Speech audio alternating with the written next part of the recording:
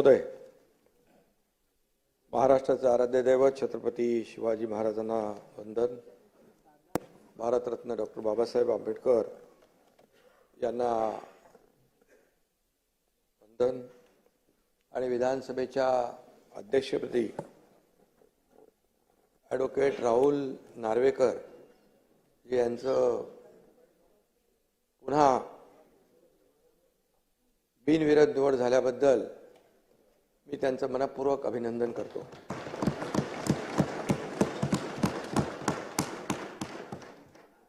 देवेंद्रजी म्हणाले होते मी पुन्हा येईन, ते पुन्हा आले, त्यांचे अभिनंदन. त्यांनी आपला शब्द पूर्ण केला. आणि पण अध्यक्ष महोदय काय म्हणाले नव्हते, मगाशी आपणही उल्लेख केला, मी पुन्हा येईन, पण ते पुन्हा आले. आणि याचा आनंद सर्वांनाच आहे. गेल्या 2.5 वर्षात त्यांनी केलेलं काम आपल्या समोर आहे. मी देखील त्यावेळेस सभागृहात म्हणालो होतो, तेव्हा दादा आम्ही दोघंच होतो. आम्ही म्हणालो आम्ही 200 पेक्षा जास्त आमदार निवडून आणू, नाही तर मी शेती करायला जाईन.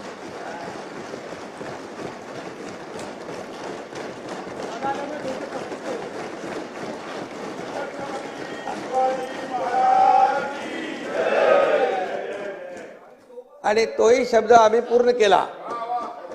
आणि त्यानंतर दादा आले, त्यामुळे त्याच्यामध्ये बोनस आलाय.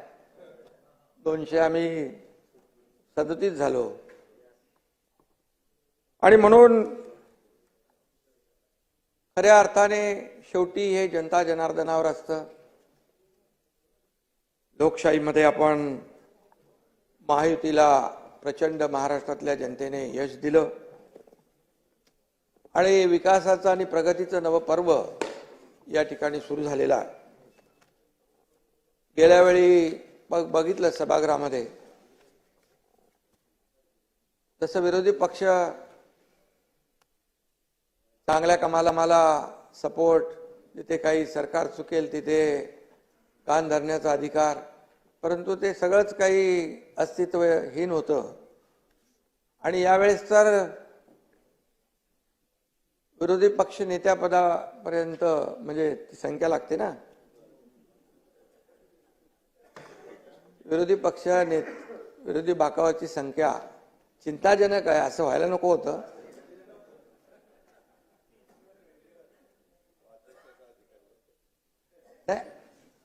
अध्यक्षांचा अधिकार आहे तो. अध्यक्ष त्याच्यावर अभ्यास करतील.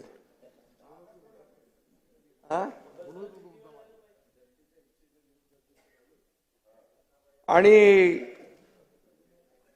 अशाच काळामध्ये विधानसभेच्या अध्यक्षपदाची जबाबदारी आपल्यावर पुन्हा आलेली आहे. मुख्यमंत्री महोदयांनी सांगितलं, राहुलजी अतिशय अत्यंत सक्षम, समतोल आणि समन्यायी भूमिका घेऊन काम करणारे आहेत. ते कुणावरही अन्याय करणार नाहीत नाना, याची खात्री बाळगा. गेल्या वेळेस तुम्ही म्हणाला होतात की डाव्या बाजूची जास्ती काळजी घ्या. त्यावेळेस जनतेनेच डाव्या बाजूची जास्ती काळजी घेतलेली आहे. त्यामुळे आणि अध्यक्षता आता घेणारच, कारण मगाशी सांगितलं एकदम सूक्ष्मपणे आपल्याकडे लक्ष दिलं पाहिजे. आणि अध्यक्ष महोदय ते करतील. ते कुणावरही अन्याय करण्यात येत नाहीत याची खात्री बाळगा. सर्वात तरुण अध्यक्ष हा विक्रम राहुल नार्वेकरजींनी गेल्या वेळेसच तोडलेला आहे. आणि सलग दुसऱ्यांदा अध्यक्षपदी विराजमान होण्याचा मान आपण पटकावला. आणि मगाशी त्याची उदाहरणं मुख्यमंत्री महोदयांनी सांगितली. पण बाळासाहेब भारदे यांना तो मान मिळाला होता. आणि राहुल नार्वेकर हे दुसऱ्यांदा अध्यक्ष झाले. हा दैदिप्यमान इतिहास सुवर्ण अक्षरामध्ये लिहिला जाईल. काही गोष्टी बऱ्याचशा गेल्या 2.5 वर्षामधल्या मी देखील यापूर्वी देखील म्हणालो की अनेक निर्णय, अनेक विकासाची कामं, विकासाचं पर्व, वेगवान गतिमान विकास, त्याचबरोबर लोककल्याणकारी योजना, हे कमी वेळामध्ये जास्तीचं काम, जास्तीचे निर्णय लोकहिताचे, लोकाभिमुख घेण्याचं काम आम्ही केलं. हे देखील ऐतिहासिक आहे. अध्यक्ष महोदय, गेल्या वेळेस आपल्या समोर कोणीतरी उमेदवार उभा होता अध्यक्षपदासाठी. कोण होतं? राजन साळवी होते. पण यंदा राजन साळवींना मतदारांनीच घरी बसवल्यामुळे दुसरं कोणी तुमच्या समोर उभा राहायलाच तयार नाही. आणि त्या नाना बरोबर ना. आणि त्यामुळे म्हणून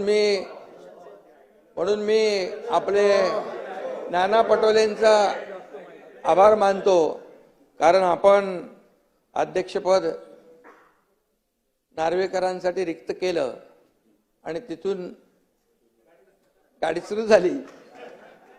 पण ती गाडी अशीच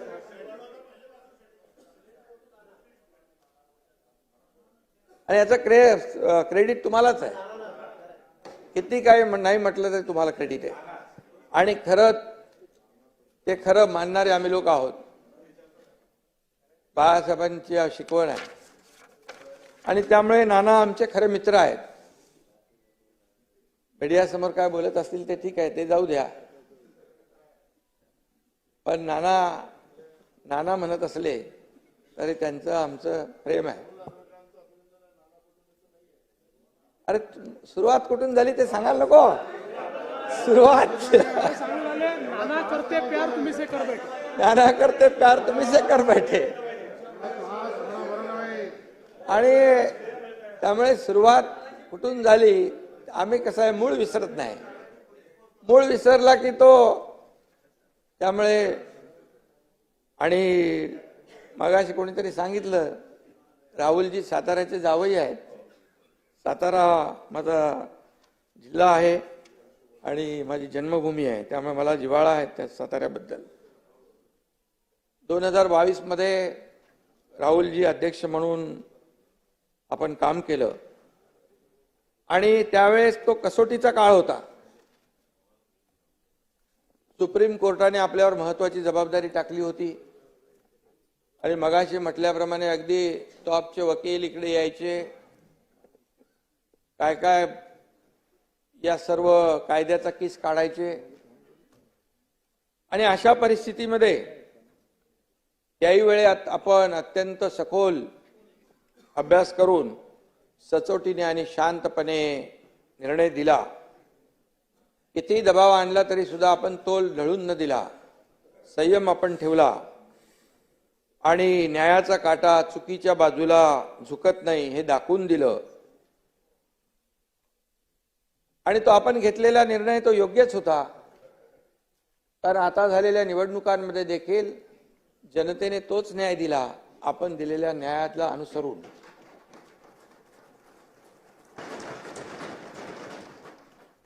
आणि हे निवडणूक निकालामध्ये स्पष्ट झालंय. शिवसेना कुणाची, त्याच्यावर आरोप प्रत्यारोप मला आठवत आहे. 2.5 वर्ष एकही दिवस असा नव्हता की सातत्याने पायरीवर बसून आरोपाच्या फैरी झडायच्या, कामकाजामध्ये सहभाग नाही आणि फक्त आरोप आणि आरोप, असा एकही दिवस गेला नाही.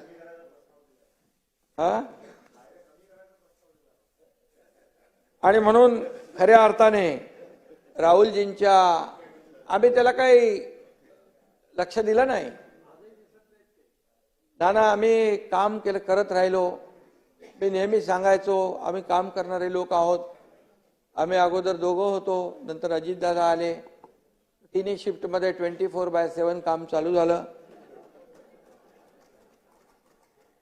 आणि काम एवढं वेगाने झालं आणि एवढे निर्णय गतिमान झाले की या निवडणुकीमध्ये जनतेने नेहमी आम्ही सांगायचो या निवडणुकीत जनता कामाची पोचपावती देईल. मग त्या लाडक्या बहिणी असतील, लाडके भाऊ असतील, लाडके शेतकरी असतील, सर्व घटक, या प्रत्येक घटकाला न्याय देण्याचं काम अध्यक्ष महोदय आम्ही केलं. आणि आपण देखील रामशास्त्री प्रभूने बाण्याचा विजय आहे असं, म्हणजे आपण देखील अगदी रामशास्त्री प्रभूने यांच्या प्रमाणे काम केलं. आणि त्यावेळेस आपण निर्णय दिला. आणि काही लोकांनी तर, वकील तर आले, पण काही लोकांनी एवढे आरोप केले आपल्यावर. काही त्यातले प्रवक्ते होते, काही विश्व प्रवक्ते होते, काही कुठले कुठले होते, काही भोंगे होते, सगळ्यांनीच आरोप केले. आणि तरी सुद्धा आपण संयम ठेवला, आपण कोणाला घाबरलं नाहीत. म्हणून मी एकच सांगतो, कर नाही त्याला डर, त्याला नाही डर, कर नाही त्याला नाही डर, उसका नाम राहुल नार्वेकर.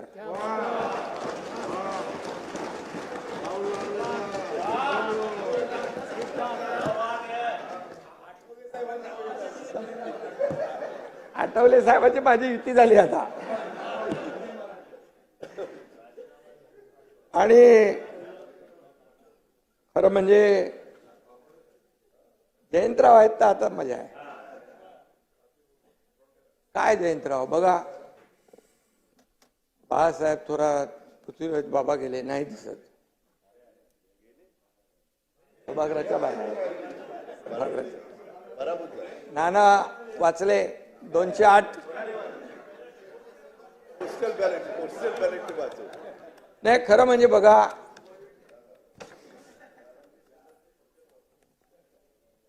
आता ईव्हीएम घोटाळा असता तर तुम्ही इथं नसताना. तुम्ही एकदा ईव्हीएम वर आरोप केले, शपथ घेणार नाही. अरे बाबा तुम्ही काय करता, तुमच्याबद्दल चांगला बोलतोय.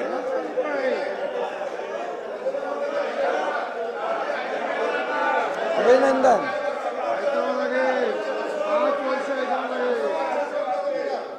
तुम्ही भाषण करताना कधी आम्ही थांबवलं का नाना?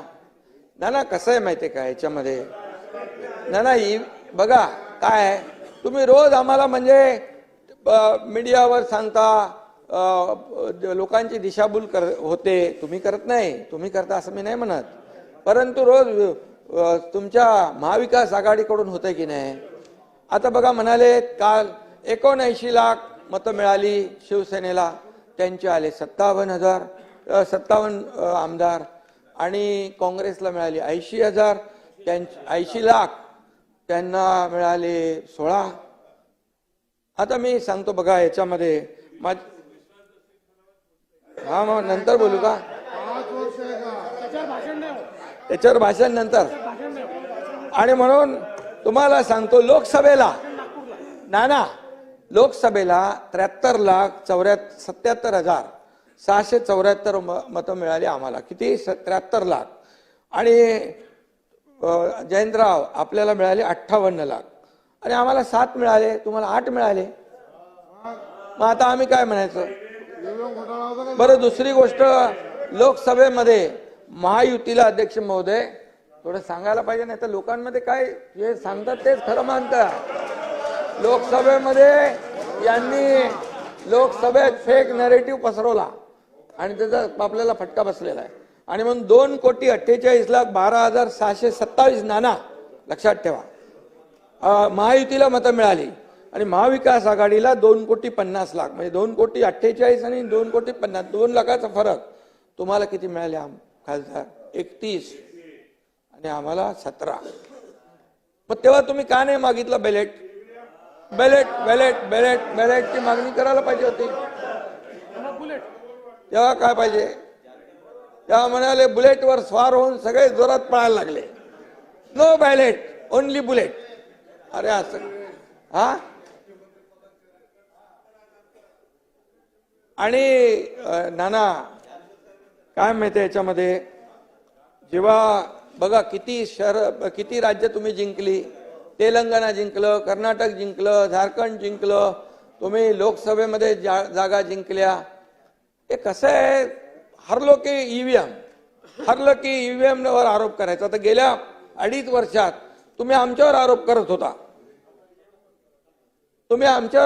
होता. एकनाथ शिंदे आणि आमची महायुती, देवेंद्र फडणवीस. आता तुम्ही त्या निर्जीव ईव्हीएम वर आरोप करताय. आता दुसरं काय तुम्हाला मिळत नाही. आणि अध्यक्ष महोदय, जेव्हा जिंकतात तेव्हा ज्यांचा म्हणजे त्यांना चांगला धडा नाही, जेव्हा त्यांचा विजय होतो त्यावेळेस ती यंत्रणा चांगली असते, लोकशाहीचा विजय असतो. मग तेव्हा लोकशाहीचा विजय म्हणतात. मग तिथे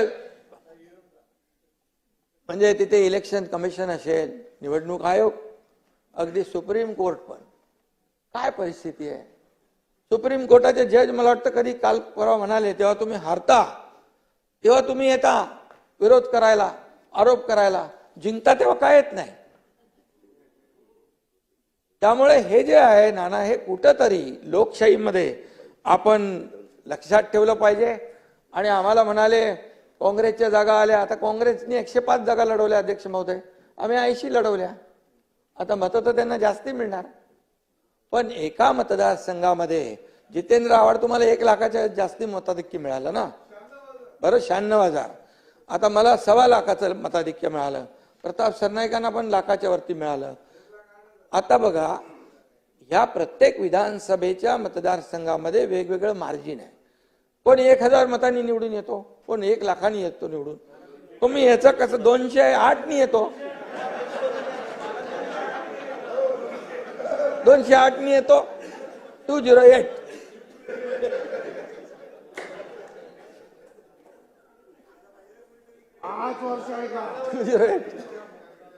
नाना आमचे मित्र आहेत. नाना, मी पण बघा एकदम सरळ मनाचा आहे, तसं नाना पण आमचा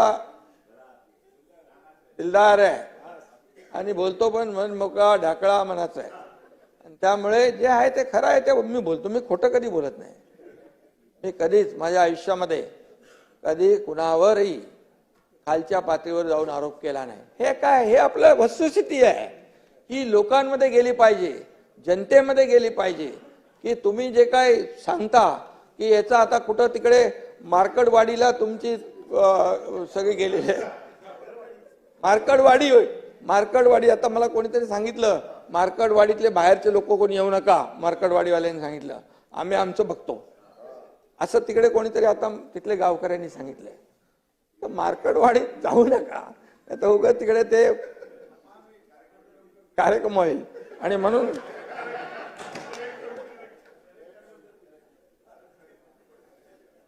म्हणून शब्दाला जागणारे लोक आम्ही आहोत.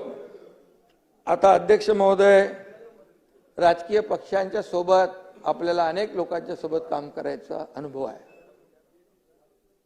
डबल ग्रॅज्युएट असलेले राहुलजी आपल्या पक्षात असावेत म्हणून सगळ्यांना वाटतं आणि कुठल्याही पक्षाला वाटणार आणि ते सगळ्याच पक्षांना हवे वाटतात. पण आता पक्षीय राजकारण मागे टाकून न्यायसनावर आपण पोचलेला आहात. ही मानाची खुर्ची आहे. आणि तुमच्या विद्वत्तेमुळे आणि निष्पृह वागण्यामुळे मला तेव्हा केस चालली होती तेव्हा टेन्शन यायचं, काय होणार. पण आपण मेरिटमध्येच होतो. लोकशाहीमध्ये बहुमताला महत्व असतं. मी नेहमी सांगायचो मेरिटवर निकाल लागेल आणि आम्हाला त्याचं भय नाही. आणि म्हणून लोकशाहीमध्ये मेरिटवर आपण निकाल दिला. सुप्रीम कोर्टाने आपल्यावर जबाबदारी दिल्यानंतर आणि आपण खऱ्या अर्थाने तो निकाल दिला. मगाशी मी म्हटलो त्याच्याबद्दल. तो निकाल जनतेच्या मनातला निकाल होता आणि जनतेच्या दरबारात आम्ही गेलो. तिकडे देखील आम्हाला न्याय मिळाला. आता काही लोक म्हणतात काय दिशा आहे का, हेतू आहे का. आता जनतेने दशा दुर्दशा केल्यानंतर आता दिशा पाहून काय फायदा. जनतेने दशा दुर्दशा केली, आता दिशा पाहून काय फायदा.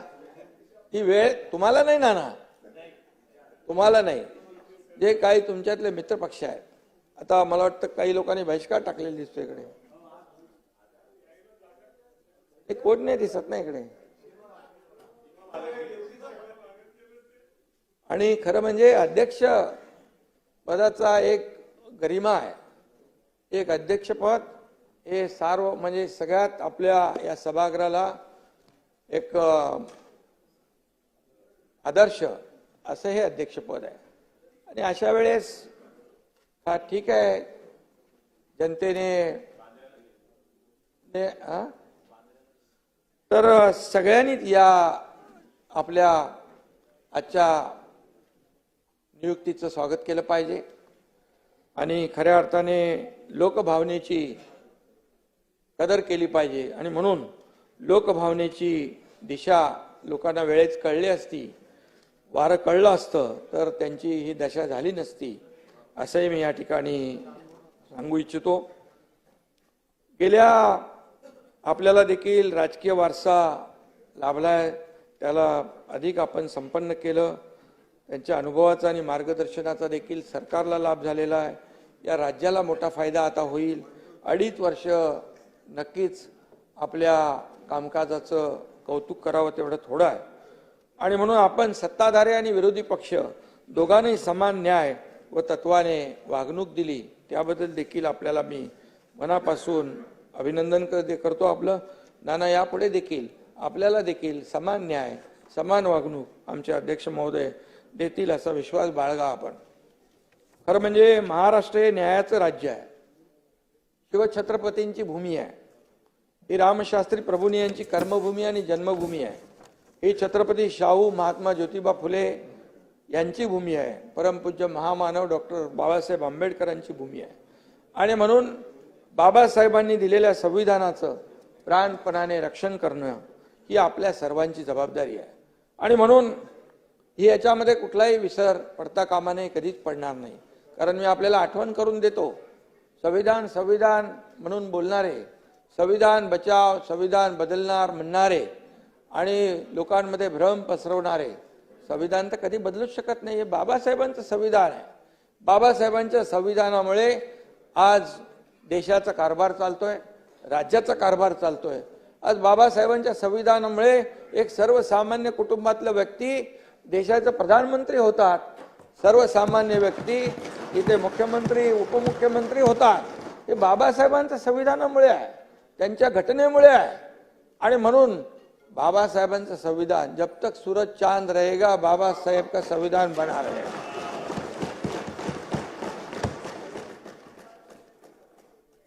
आणि म्हणून खरं म्हणजे बाबासाहेबांचं संविधान आठवण कोणी केली, कोणी ठेवली? 50-60 वर्षात कधी ठेवली आठवण? ज्यांचं सरकार होती, या देशाचे लोकप्रिय प्रधानमंत्री नरेंद्र मोदीजी 2014ला आले. त्या 2015 पासून संविधान दिन सुरू केला. संविधान दिन पहिल्यांदा सुरू झाला. मग संविधान बचाव, अरे बाबा काँग्रेसवाल्यांनी बाबासाहेबांना दोनदा पराभूत केलं, दोनदा.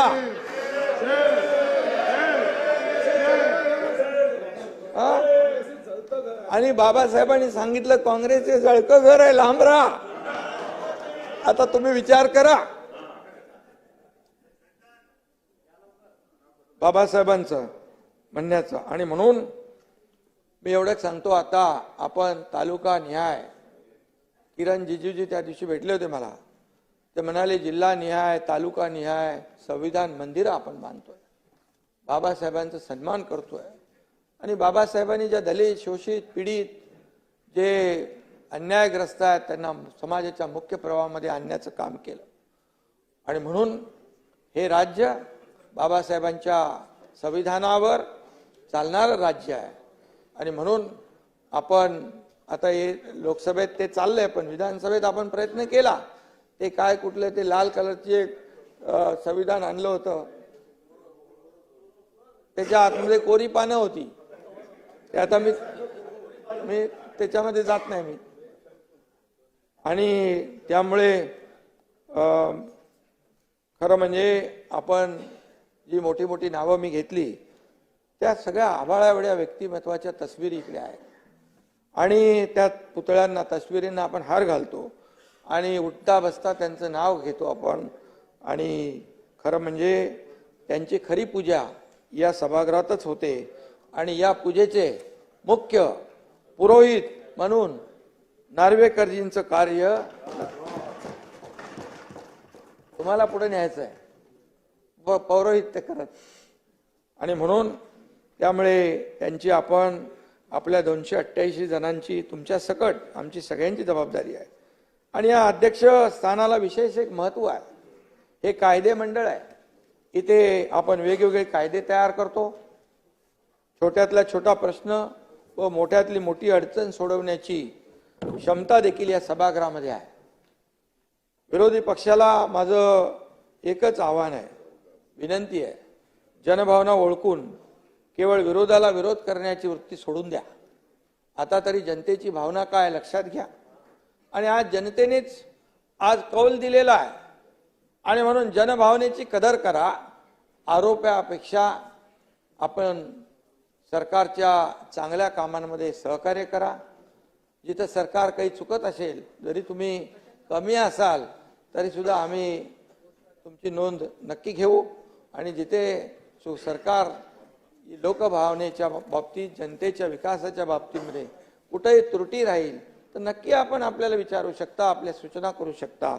एवढ्या मोठ्या भावनेने आम्ही काम करणार आहोत आणि म्हणून महाराष्ट्राला विकासाच्या नव्या आपल्याला महामार्गावर नेण्यासाठी आपण सगळे मिळून या ठिकाणी सज्ज होऊया. अध्यक्ष महोदय, विधानसभेत अनेक ज्येष्ठ सदस्यांसह अनेक लोक निवडून आलेले आहेत. नवीनही तरुण आपले आमदार निवडून आलेत. काही जुने आहेत, कोणी चौकार मारलाय, कोणी षटकार मारलाय आणि कोणी आणखी त्याच्यापेक्षा जास्त निवडून आलेले आहेत. 7 वेळा निवडून आलेत आणि कालिदास किती वेळा आले? 9 वेळा. हा, म्हणून तुम्ही आता आज स्पीकर म्हणून होते. तुमची सिनियरिटी लक्षात घेऊन तुम्ही गेल्या वेळेस होतात, यावेळेसही होता, पण नाही असं नका करू. परमनंट नका, परमनंट प्रोटेम. आणि म्हणून मी आपल्याला अध्यक्ष महोदय, आपल्या मार्गदर्शनाखाली या सर्व तरुणांना खूप काही शिकता येईल आणि म्हणून आपल्याला मी मनापासून पुन्हा एकदा शुभेच्छा देतो. या ठिकाणी हे सभागृह तुमच्याकडे एका वेगळ्या अपेक्षेने पाहते. जनतेचा आवाज इथं घुमला पाहिजे, समस्यांची तड लागली पाहिजे, अन्यायाला थारा इथं असता कामा नये. कारण या सभागृहाचा एक वेगळा डेकोरम आहे, या सभागृहाची एक वेगळी गरिमा आहे, त्या सगळ्या सभागृहाचं एक वेगळं पावित्र्य आहे आणि त्यामुळे हे पावित्र्य राखण्याचं काम आपल्याला सगळ्यांना मिळून करायचं आहे आणि जास्तीत जास्त लोकहिताचे प्रश्न या ठिकाणी मांडले जातील अशा प्रकारची प्रत्येकाची भावना आहे. माझी तीच भावना आहे आणि म्हणून विरोधी पक्षाने देखील याचं भान ठेवलं पाहिजे आणि म्हणून आपण कायदेतज्ञ आहात. मगाशी सांगितलं देवेंद्रजींनी, आपल्या ज्ञानाचा उपयोग राज्यातील शेतकरी, कष्टकरी, कामगार, महिला भगिनी या सर्वांच्या समस्या सोडवण्यासाठी नक्की होईल. आणि मी हेही म्हणेन, तुम्ही म्हणजे जास्ती अतिशयोक्ती नाही, परंतु तुम्ही या सभागृहाचा कोहिनूर आहात आणि म्हणून मी अरे झाकलं नाही, वरती बसलेले आहेत, चमक थांबणार नाही आणि म्हणून हा लौकिक कायम राहील अशा प्रकारचं तुमच्याकडून काम होत राहील. आणि मी एवढंच सांगतो की कोणी असो, सत्ताधीश असो वा विरोधी पक्ष, योग्य न्याय देतील विधानसभा अध्यक्ष. आणि म्हणून नानाजी,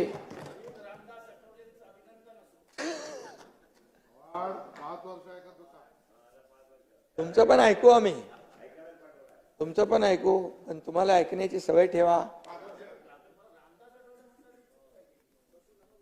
ते योग्य वेळी योग्य लोकांचं ऐकत नाही म्हणून अशी परिस्थिती झाली.